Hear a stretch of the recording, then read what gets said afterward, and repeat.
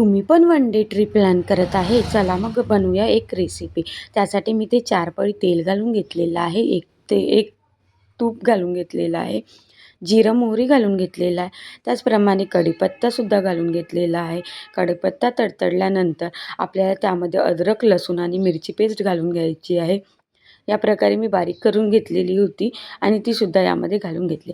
इथे मी काही व्हेजेस घेतलेले आहे, त्यामध्ये बीन्स घेतलेले आहे, चवळीच्या शेंगा, कांदा, शिमला मिरची, फुलकोबी आणि टोमॅटो आणि इथे वाटाणे घेतलेले आहे. ते सुद्धा वाटाणे आपल्याला यामध्ये घालून घ्यायचे आहे. मी या प्रकारे सगळे जिन्नस एकत्र हाय फ्लेमवर घालून घेतलेले आहे.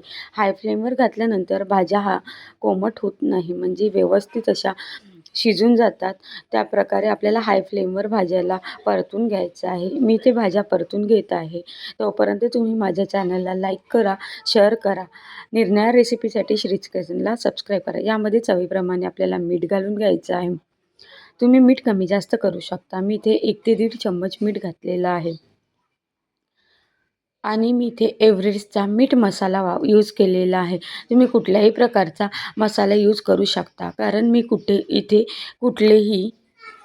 कुठलेही मसाले यामध्ये घातले नाही आहे. मी फक्त एव्हरेस्टचा मीठ मसाला यूज केलेला आहे. या प्रकारे छान असं परतून घ्यायचं. त्यामध्ये तांदूळ घालून घ्यायचे आणि 2 शिट्टी घालून घ्यायची. एकदम टेस्टी आणि झणझणीत वन डे ट्रिपसाठी भात रेडी.